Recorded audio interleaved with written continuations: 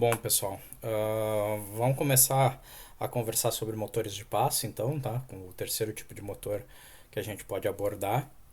Eu dividi em várias partes essa nossa discussão sobre motores de passo, tá? Em razão do tipo de abrangência e pelo fato de a gente não poder, de abrangência do assunto, é óbvio, e pelo fato de a gente não poder simular esse caso aqui no Tinkercad. Se bem que até uma pequena parte lá com LEDs a gente consegue mostrar o conceito da operação, tá? Então, a primeira parte a gente vai falar um pouquinho sobre as características gerais do motor de passo, bem como é que a gente consegue trabalhar com ele usando bibliotecas padrão, tá? E aí depois também por que a biblioteca padrão não é tão boa assim e quais seriam as alternativas que a gente teria de trabalho com esse tipo de motor, tá? Então, o motor de passo, pessoal, é um motor CC, tá? Sem escovas, a gente chama ele é um tipo de motor brushless, então. Só que ele tem uma característica construtiva bem específica que vocês já conseguem observar aqui, até mesmo na foto que vocês estão observando, né? Onde a gente tem um rotor aqui com uma série de dentes presentes no rotor, e a gente também vai ver em seguida o estator, que também vai apresentar uma série de dentações, tá? Onde esses dentes, tanto do estator quanto do rotor, vão permitir que a gente divida a rotação de 360 graus que o motor é capaz de realizar em um certo número daquilo que a gente vai chamar de passo de movimentação. Daí vindo o nome justamente de motor de passos, né? Em suma, o motor de passos, ao contrário dos outros tipos de motores que a gente já viu, né, ele não gira de forma contínua, né? Ele gira, isso sim, em passos de movimentação discretos, em razão da construção física dele, tá? O que significa necessariamente que o motor de passo demanda de uma maneira ou de outra, né, alguma forma de controle da sua movimentação, ok? Então, de certa maneira, ao contrário daquilo que a gente consegue fazer com um motor CC ou mesmo com um servomotor, tá? No caso do motor de passo, necessariamente a gente precisa de um dispositivo que faça o comando dele, tá? Que faça a movimentação, que faça a geração do padrão de movimentação, o que tipicamente vai ser feito através de um microcontrolador, tá? Então, basicamente, né, pessoal, o rotor do motor de passo gira em pequenos ângulos ou incrementos, que são justamente chamados de passo de movimentação, tá? Quando pulsos elétricos são aplicados aos terminais numa sequência determinada. Então, a gente sempre tem que respeitar a sequência de movimentação que aquele motor demanda, tá? E quando parado, porém energizado, o motor de passo mantém a posição e a carga com certo torque. Então, quando vocês estiverem com ele com uma certa posição, não adianta forçar o eixo do motor, tá, pessoal? Porque em essência ele vai manter aquela posição, tá?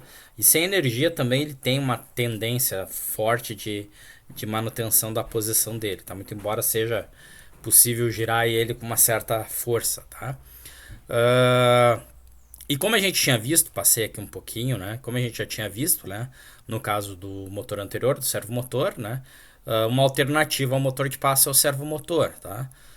Que vai ser um motor CC com o motor CC ou CA com mecanismos adicionais de controle, tá? Então, no caso do motor de passo, não existe um controle de posição, tá? Pelo fato que a posição dele é naturalmente determinada em razão da movimentação que a gente faz, porém pode existir sim a necessidade de determinação de posição inicial, tá? Posição de partida, para que a gente consiga determinar a partir de que ponto, né, do motor, a partir de que ponto, a partir de qual ângulo a gente tem que realizar uma determinada movimentação. E a gente tem dois tipos básicos de motores de passo, tá? Entre as variantes aí inúmeras existentes, que são os motores unipolares e bipolares, sendo que nós vamos trabalhar inicialmente com motores unipolares, tá? O princípio de funcionamento do motor deriva do fato que a gente tem uma roda dentada, né, alinhada axialmente com o eixo do motor e fixa ao eixo, onde vocês vão observar uma série de indentações, tá? Onde essas indentações, esses dentes aqui que vocês estão vendo, né, vão ter uma certa polaridade, que é o que vocês estavam vendo aqui, né? Se vocês observarem aqui, vocês estão vendo a roda indentada, né, os diversos dentes da construção do motor, perfeito? E ao redor dessa roda, tá? Também a gente tem bobinas eletroímãs que também tem uma construção com a mesma indentação, ou seja, vocês têm um rotor, tá? Que é um ímã permanente, tá? Cercado de um estator, tá? Com um certo número de polos, também com indentações que vão se alinhar de uma maneira ou de outra às indentações que vocês estão observando aqui no rotor, tá? Então, basicamente, o princípio de operação, pessoal, deriva do fato que acho que essa figura aqui demonstra melhor, tá? Deriva do fato que num certo padrão de energização das bobinas, então, por exemplo, né, pegando aqui a bobina 1 energizada, tá? A gente vai gerar um certo padrão de alinhamento do dente do estator com o dente do rotor. Então, quando eu energizo a bobina 1, evidentemente, né, até por repulsão e atração magnética, o dente do rotor, aqui a parcela verde, a bobina verde que vocês estão vendo aqui, tende a se alinhar, obviamente, com o dente que a gente tem aqui do rotor. Perfeito? Então, eles estão alinhados, ele está travado nessa posição. O princípio em si é extremamente simples. Eu tiro a alimentação da bobina 1 e passo a alimentar a bobina 2. Ao fazer isso, nesse caso vocês estão vendo aqui uma representação de um motor bipolar, justamente, tá? Mas eu já vou comentar o porquê disso.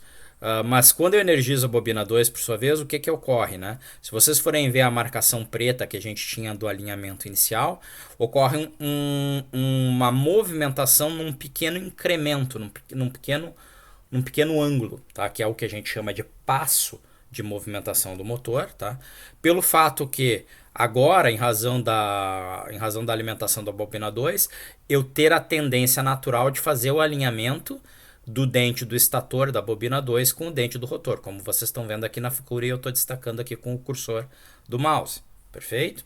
Então, existe, como vocês observam, né, um pequeno deslocamento dos dentes do estator em razão dos dentes do rotor.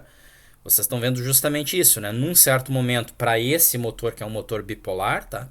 Num certo momento, eu tenho os dentes da bobina 1 alinhados com os dentes do rotor, e num segundo momento, eu tenho os dentes da bobina 2 alinhada com os dentes do rotor, porém, isso provoca um desalinhamento, como vocês conseguem observar aqui na figura, né? Dos dentes do rotor com os dentes que eu tinha anteriormente na bobina 1. E é justamente esse novo alinhamento que eu produzi, né, essa nova atração, a atração magnética que aconteceu entre o dente do estator na bobina 2 e o dente do rotor, que provocou aquela movimentação angular que a gente está vendo aqui do primeiro passo para o segundo, ou seja, do alinhamento superior para o alinhamento à direita. Tá? E esse motor é um motor chamado de motor bipolar justamente pelo fato que a polaridade da alimentação da bobina 1 se inverte. Né? Então, no alinhamento superior, aqui no caso A, a gente tem a bobina com uma alimentação tal que a polaridade a gente estava observando aqui pelo estator na bobina 1, porém na parte superior, enquanto que eu inverti a polaridade da alimentação, agora eu observo, né, esse alinhamento. O alinhamento acontece em toda a bobina 1, sem dúvida nenhuma, né, mas agora eu tenho como referência aqui a parte inferior alinhada. Tá? Então, como eu troco a polaridade da alimentação, eu tenho justamente um motor dito motor bipolar. Então, vocês notam que o princípio é bem simples. Tá? Eu provoco um alinhamento num passo, em seguida eu alimento a próxima sequência de bobinas e provoco um novo alinhamento, e isso provoca a movimentação angular. Tá? Então é uma coisa simples do ponto de vista conceitual de movimentação, porém as demais características construtivas, a questão de cálculos de torque, etc., extrapolam aqui a disciplina de microcontrolados, né? A gente aqui quer apenas destacar como é que a gente vai fazer o comando desse motor. Perfeito? Como eu tinha comentado antes, a gente vai focar nos motores unipolares inicialmente, tá? Os motores unipolares tipicamente vão ser motores com 5 ou 6 fios e 4 bobinas, tá? Mas isso daí é tipicamente, vocês podem obviamente ter motor com mais bobinas, mais fios, tá? Sendo que essas 4 bobinas na realidade são tipicamente duas bobinas com uma derivação central, tá? E as derivações centrais são usadas justamente para alimentação do motor, tá? São chamados de unipolares, pois a alimentação desse tipo de motor é sempre realizada com uma dada polaridade. Não se faz, como na figura anterior, a inversão das polaridades das bobinas. A gente só faz o controle da energização de uma determinada bobina. Perfeito? E aí a gente tem inclusive aqui o diagrama, né, no caso de um motor de 6 fios, né, onde vocês veem o quê? a representação aqui do que seriam as 4 bobinas, que novamente, na verdade, são duas com a derivação central representada pelo fio 5 e pelo fio 6, que seriam a alimentação do motor, tá? E aí, simplesmente, né, permitindo aqui a passagem da corrente por um dos determinados um dos terminais, 1, 2, 3 ou 4, a gente faz o controle de qual bobina está ativa num certo momento, tá? Fazendo então com que o alinhamento lá do dente do estator e do rotor ocorra, ok?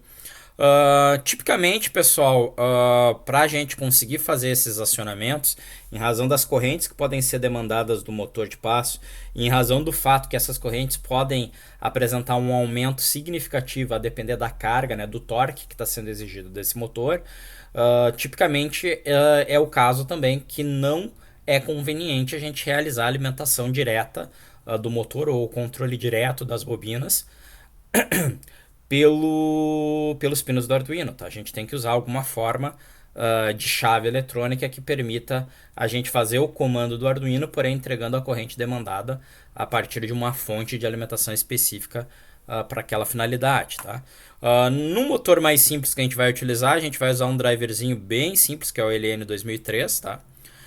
Que basicamente é um conjuntinho de chaves aqui com um diodinho de roda livre, perfeito?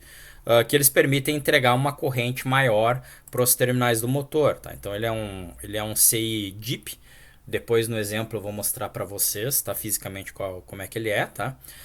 E no caso do shield construído com esse driverzinho, a gente ainda tem LEDs indicativos que permitem a gente ver quais chaves estão sendo acionadas. Na prática vocês não conseguem ver se a movimentação for feita muito rapidamente, mas se a gente for energizando os passos lentamente, vocês conseguiriam observar a sequência de movimentação sendo realizada no nosso motor, ok? E o shield construído com esse cara, obviamente vocês não precisam usar o shield, basta usar o seizinho dele aqui, tá? E tem algumas características, um capacitor aqui, algumas resistências para limitação, tá? Em razão da necessidade que ele expressa, tá? Vocês poderiam usar só o CI, né? Mas esse daqui é o shieldzinho que vocês teriam em laboratório para fazer a movimentação que depois vocês vão ver no exemplo, tá? Onde vocês estão vendo aqui os LEDzinhos indicadores de qual chave está sendo acionada num certo momento, né? Bem como os controles de chave. Vocês notem que o shield, inclusive, ele é de certa forma um desperdício, né, de pinos de chaves, na realidade, e de pinos também, né, mas principalmente de chaves desse driver OLN 2003, pelo fato que o driver em si nos oferece 7 chaves, e no shield ele nos apresenta o uso apenas de 4, tá? Que são as 4 tipicamente necessárias para fazer o acionamento do motor, tá? Então a gente tem que tomar um certo cuidado em razão disso, ok? Aqui apenas para referência de vocês, pessoal, mostrando o datasheet dele, né? No caso, se for fabricado pela Texas, só para destacar as principais características, né? A gente tem as chaves aí podendo entregar até 500 mA, né? Saídas de até 50 volts, já presentes os diodos de roda livre, tá? E as entradas podem ser, ou seja, as chaves, né, podem ser comandadas com diversos níveis lógicos, com diversos padrões, né, lógicos de acionamento, que é interessante, porque essencialmente isso significa que vocês podem acionar com níveis TTL, mas também com níveis CMOS, tá? Então vocês estão vendo as aplicações, justamente uma das aplicações, né, é o controle de motores de passo, perfeito? Entre outras, né, entre outras características de acionamento. Ok? Não tem muito o que comentar em termos de especificação, tá? Basicamente, estou vendo se tem alguma informação mais que eu tenho que falar para vocês, mas acredito que é aquilo, tá? Basicamente o que a gente quer realmente é só destacar, né, quais são as características de operação dele, certo? Ok. Então, o datasheet vai ficar disponível para consulta de vocês de qualquer maneira, certo? Bom, os motores bipolares, por sua vez, e como eu disse, a gente vai deixar eles para um segundo momento, tá? Normalmente são motores que apresentam 4 terminais, tá? Sem a derivação central das bobinas, tá? Com 2 conjuntos de bobinas distintos, como eu tinha apresentado no diagrama anterior lá, né? Para explicar a movimentação para vocês. Nesse diagraminha aqui, né? 2 conjuntos de bobinas. Sendo que é possível distinguir também motores unipolares dos bipolares medindo as resistências a partir dos terminais, né? Em razão da derivação central dos motores unipolares, vocês vão ter uma medição de resistência inferior, né, tipicamente, tá? Aí nos motores bipolares vocês devem encontrar 2 pares de fios com a mesma resistência, tá? E se a medição entre os fios não estiver conectado, vocês têm que medir uma resistência muito, muito alta ou uma situação onde vocês não têm continuidade. Controle de motores bipolares, a gente necessita de uma ponte H, porque a gente vai ter que fazer a inversão da polaridade em razão das bobinas dos fios, né, dos terminais apresentados no motor. A gente vai ter que inverter a polaridade nas bobinas. E então a gente usa a ponte H para fazer essa inversão, a exemplo do que a gente fez lá no motor CC com uma outra finalidade, tá? E os passos são aplicados da mesma forma que no motor unipolar, porém a gente usa ambos os polos das bobinas como referência de passo de movimentação, tá? Motorzinho que eu vou apresentar em seguida para vocês num exemplo prático, tá? Que é um motorzinho bem comumzinho aí, bem barato, que a gente utiliza para mostrar aplicações iniciais com motores de passo. É esse motor 28BYJ48, tá? Que vocês têm o datasheet também disponível ali no Moodle, mas as características fundamentais dele é ele operar com uma alimentação entre 5 a 12 volts, tá?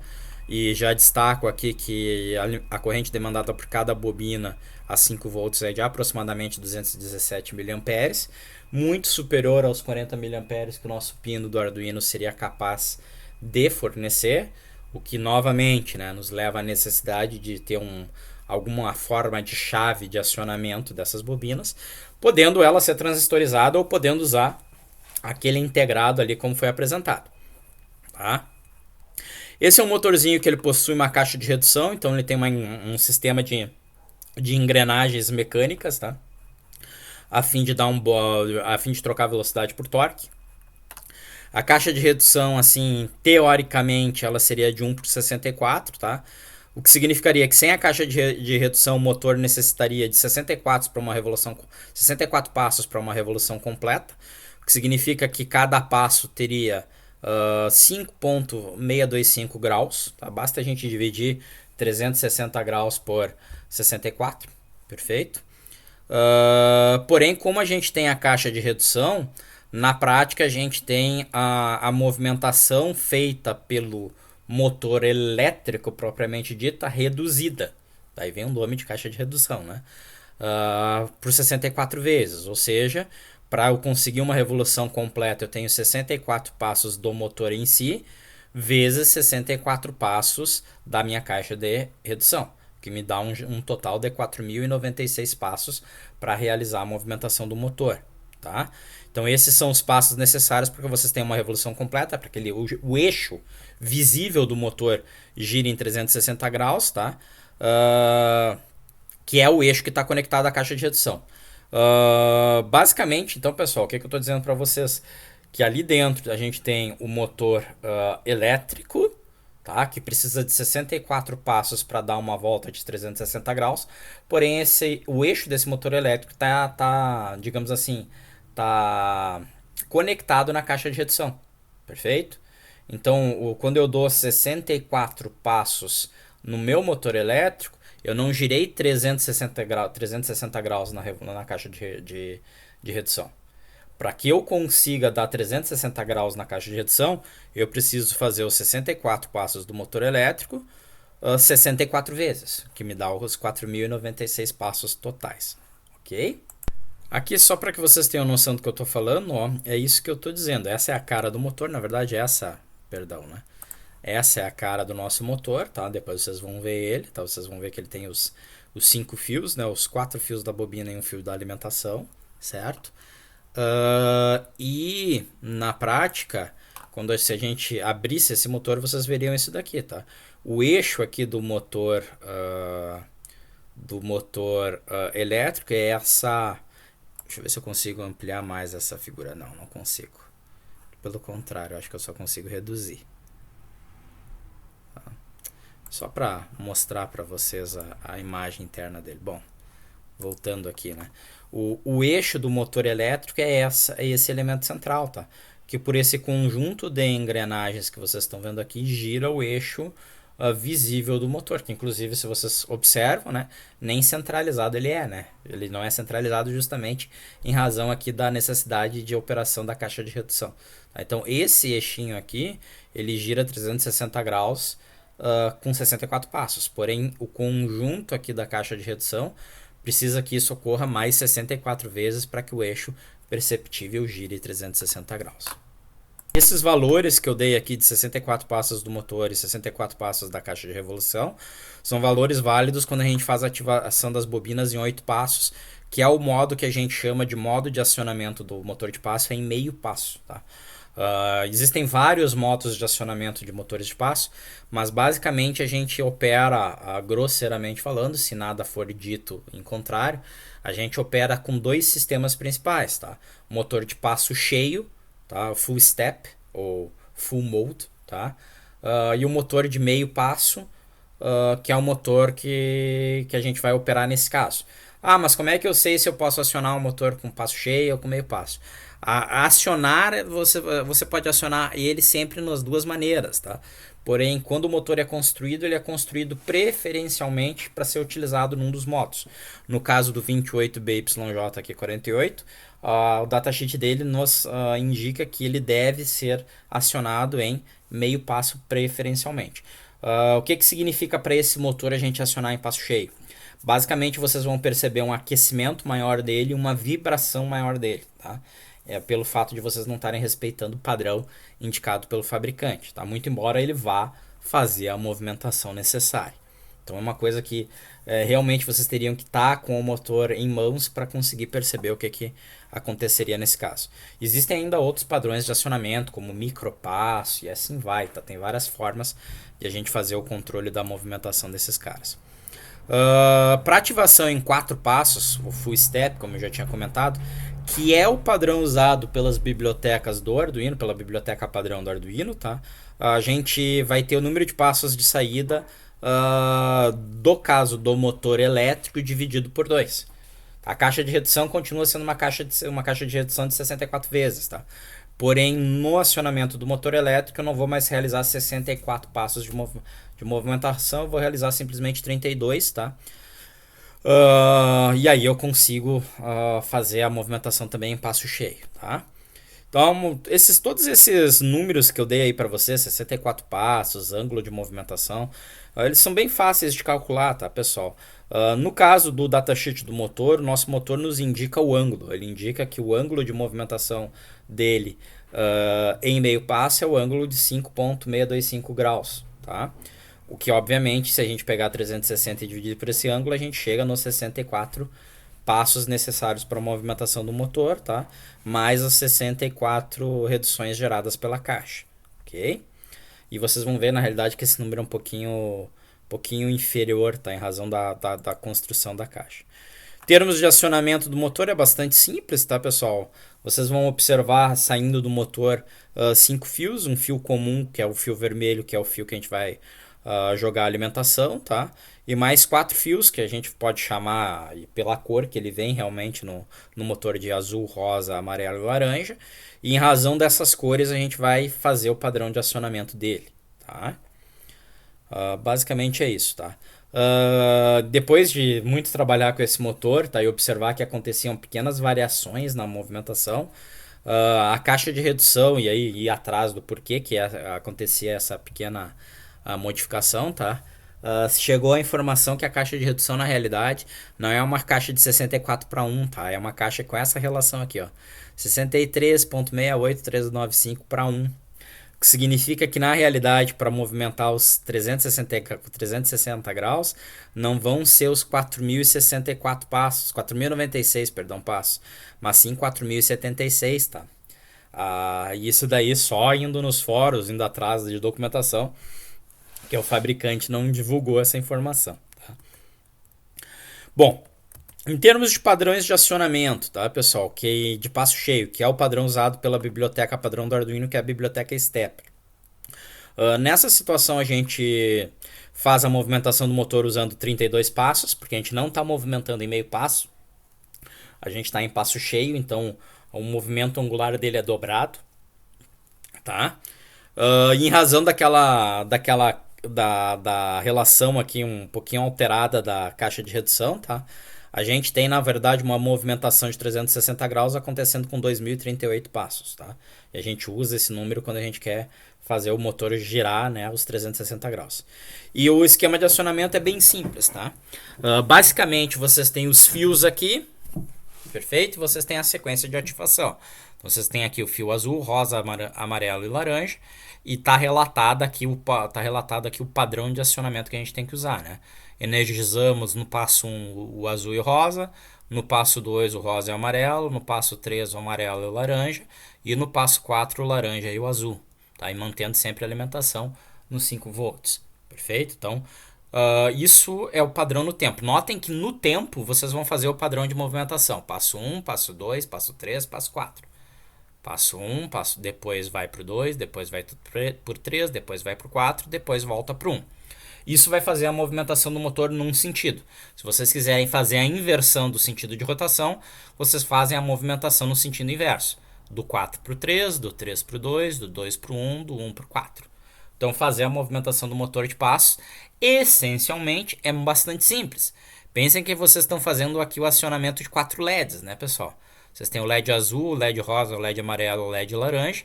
E eu estou indicando aqui ao longo do tempo quais são os LEDs que devem estar ligados numa certa situação. Então, se a gente faz a movimentação, o acionamento desses, entre aspas, aí, né, LEDs, a gente movimenta o motor numa certa rotação. Se a gente inverte, a gente movimenta o motor na rotação invertida. Perfeito? O acionamento em meio passo, que é o caso indicado para esse motor em questão, tá? E lembrando de novo, né, vai nos demandar 4.076 passos realizados, em meio passos, na verdade, realizados, para que a gente consiga observar a movimentação do eixo de 360 graus. Ele é parecido com o caso anterior, mas vocês vão ver que em determinados momentos da sequência de ativação, somente uma das bobinas permanece ativa, né? Então vocês notam aqui que no passo 1 eu estou somente com o azul ligado. No passo 2, azul e rosa. No passo 3, somente o rosa. E assim por diante. Então, esse passo intermediário aqui, que é representado pela situação 1, 3, 5 e 7, permite uma movimentação mais suave desse motor. Tá? Ele vai vibrar menos e vai aquecer menos. E o princípio é o mesmo. Né? Se eu fizer a movimentação no sentido 1 para 2, 2 para 3, 3 para 4, 4 para 5, 5 para 6, 6 para 7, 7 para 8, 8 para 1... e gira num sentido. Se eu inverter essa sequência, gira no sentido inverso, tá? Bom, a gente tem uma bibliotecazinha no Arduino, uma biblioteca muito simples, tá, pessoal? Que é a biblioteca Stepper, que ela tem uma série de limitações que na prática dificulta, inclusive, o uso dela em aplicações reais, tá? Mas é uma biblioteca que vem inclusa com o Arduino. Quando vocês instalam lá o Arduino IDE, essa biblioteca já vem junto, né, com o sistema. Mas mesmo assim ela é uma biblioteca que ela tem que ser inclusa explicitamente no Sketch. E basicamente ela é tão simples que vocês vão ver que a gente vai usar 3 comandos, né? Stepper, setSpeed e step. Perfeito? O stepper vai ser o construtor que vai construir o objeto, né? Que nem a gente fez com LCD, que nem a gente fez com servo motor, que vai construir um objeto que vai representar o motor de passo, tá? E para cada motor de passo que a gente queira controlar, a gente vai ter que usar ele para fazer a inicialização específica para aquele motor. Perfeito? Então, tipicamente é uma coisa que a gente cria antes mesmo da função setup, tá? Porque a gente só está criando a variável e normalmente vai ser uma variável, um objeto, né, de uso global. Perfeito? Ela pode ser usada tanto para motor bipolar quanto para motor unipolar, que é uma coisa interessante, tá? No caso de motores bipolares, vocês vão indicar somente 2 pinos, tá? E no caso de motores unipolares, vocês vão indicar os 4 pinos. Perfeito? Então, basicamente, a forma de inicialização dela é essa, né? Vocês teriam aqui nome do objeto igual, stepper, número de passos para uma revolução de 360 graus, pino 1, pino 2, pino 3, pino 4 na sequência de acionamento que ela exige, tá? Então aqui a gente vai indicar justamente, né, a quantidade de passos que a gente tem que usar. Lembrem-se sempre que nessa biblioteca a gente considera o padrão de acionamento de passo cheio, perfeito? Então cuidado ao usar um número de passos adequado para esse caso. Então nesse caso aqui, só para mostrar um exemplo, né? Criei aqui um objeto chamado motor 1, onde ele apresenta 100 passos para uma revolução de 360 graus, e os pinos de acionamento dele são pinos 5 e 6. Perfeito? A função setSpeed, pessoal, serve para a gente indicar qual é a velocidade de rotação que a gente gostaria que o motor operasse. Notem que ela não faz o motor girar, ela apenas especifica um padrão para a gente usar depois a função step, tá? E notem também que nem sempre ela é realizável, tá? Vocês podem botar um padrão de acionamento tanto muito rápido quanto muito lento, que na prática o código não consiga realizar, tá? Então isso daqui seria uma velocidade desejada e vocês têm que testar os limites que vocês vão conseguir fazer o motor girar verdadeiramente, tá? Até porque o processador vai ter uma limitação em termos de velocidade, perfeito? E essa velocidade seria em rotações por minuto, tá? Então aqui vocês têm 10 rotações por cada minuto, que nos dá grosseiramente uma rotação completa a cada 6 segundos, perfeito? E por último, gente, a gente tem a função step, que basicamente faz com que o motor gire um certo número de passos cheios, tá? Com a velocidade determinada lá na chamada mais recente, a setSpeed. O detalhe é que essa função bloqueia a execução, tá, pessoal? Então, até que vocês consigam finalizar o número de passos que foi solicitado, o código vai ficar paralisado na instrução step, tá? Sem poder executar mais nada. Então a gente tem um caso aqui semelhante ao caso que a gente tinha para o delay, né? Então já não é muito interessante a gente usar isso daqui, porque, por exemplo, se o motor levar 10 segundos para fazer um giro de 360 graus e vocês mandaram ele girar 360 graus, significa que o código vai ficar parado sem ler botão, sem atualizar LED, sem atualizar LCD nenhum durante 10 segundos. Então vocês não querem que isso funcione, tá? Então qual seria a alternativa se vocês quiserem usar essa biblioteca, tá? O interessante é a cada ciclo de loop realizar apenas poucos passos, né? De forma a manter a velocidade e a iteratividade do código. Aí a gente teria que usar alguma variável de controle adicional para verificar se já atingiu a posição pretendida usando essa biblioteca padrão. Ok?